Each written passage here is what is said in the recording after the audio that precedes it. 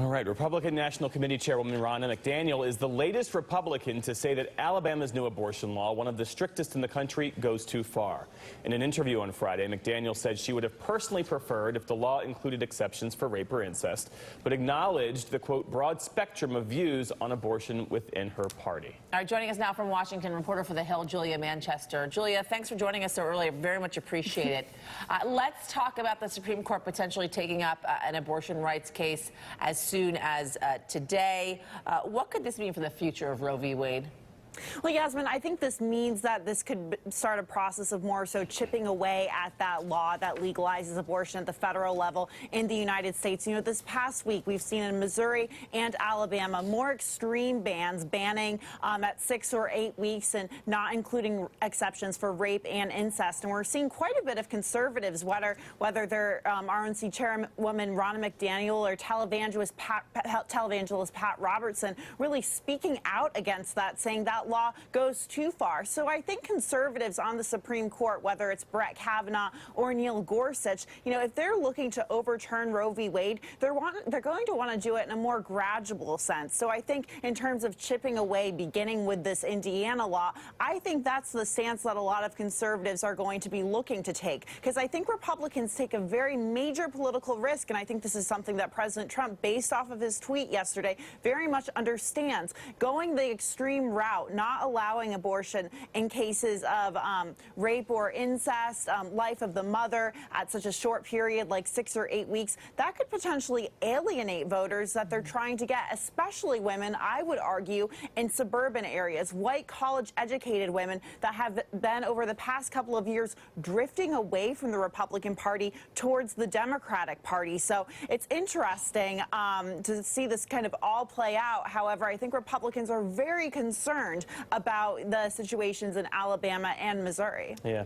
Hey, Julia, let's turn to Mayor Pete Buttigieg's Fox News town hall last night, because one moment that stuck out was when the crowd gave him a standing ovation, which you might not expect for a Democrat going into an event like this on Fox News. What did you make of that?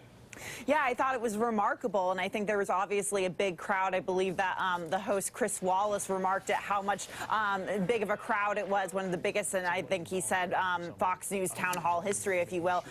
But yeah, it was a very remarkable moment. I think it's important that Buttigieg was talking about Fox News opinion hosts. However, these are the same opinion hosts that really very much have the president's ear and very much have a say in what kind of policy platforms he's really pushing, because we know about the revolving door between the White House and Fox News. So in a way, I saw this kind of as a direct shot at the president or his communications channels, because we know how much communication the president has in terms of the policies he's pushing out or the rhetoric he's pushing out, and those Fox News opinion hosts, whether it be Laura Ingraham, Tucker Carlson, or Sean Hannity. What do you make of other candidates choosing not to go on Fox News for these town halls?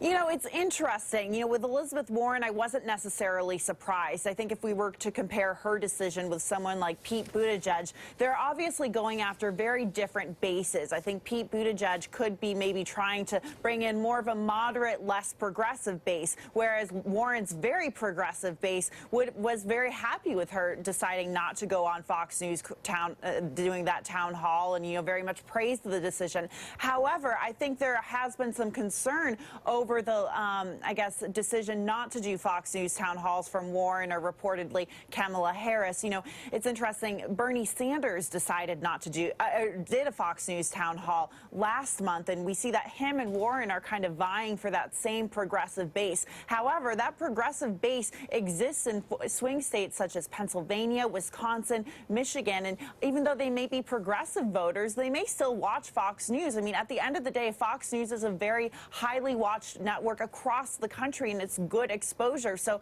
if these candidates are looking to maybe sway more voters to their side, I mean, it's worth looking at whether to do that town hall. All right, Julia Manchester, we're going to talk to you again in just a little bit. Thank you, Julia. Thank you. Still ahead, everybody, new reporting that Deutsche Bank dismissed employee concerns about suspicious transactions by entities controlled by President Trump and his son-in-law, Jared Kushner. Plus, graduating students at Morehouse College get a big surprise.